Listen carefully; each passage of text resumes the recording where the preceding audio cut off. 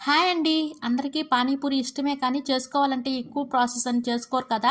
ఒకసారి ఇలా చేయండి. 5 మినిట్స్ లోపల మీకు ఇష్టమైన పానీపూరి ఇంట్లోనే చేసుకోవచ్చు.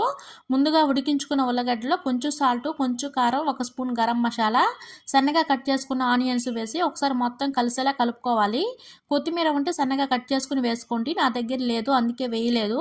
నెక్స్ట్ వాటర్ ప్రిపేర్ చేసుకుందాం. దీనికోసం ఒక అర లీటర్ వాటర్ తీసుకొని బయట మార్కెట్లో మనకు పానీపూరి మసాలా పౌడర్ దొరుకుతుంది. అది తీసుకుని 2-3 టీ స్పూన్స్ ఈ వాటర్లో మిక్స్ చేసుకుని ఒక నిమ్మకాయ రసం యాడ్ చేసుకుని కొంచెం సాల్ట్ యాడ్ చేసుకోండి. పానీపూరి వాటర్ రెడీ అయ్యాయి కదా! ఇప్పుడు నెక్స్ట్ పానీపూరీలు ఫ్రై చేసుకుంటే చాలు. ఈ పానీపూరీల ప్యాకెట్ సూపర్ మార్కెట్లో దొరుకుతుంది. 35 రూపీస్కి చాలా పూరీలు వస్తాయి.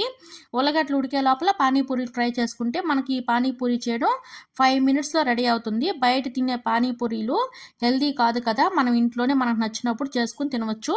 మీకు కానీ ఈ వీడియో కానీ నచ్చితే ప్లీజ్ సబ్స్క్రైబ్ చేసుకుని సపోర్ట్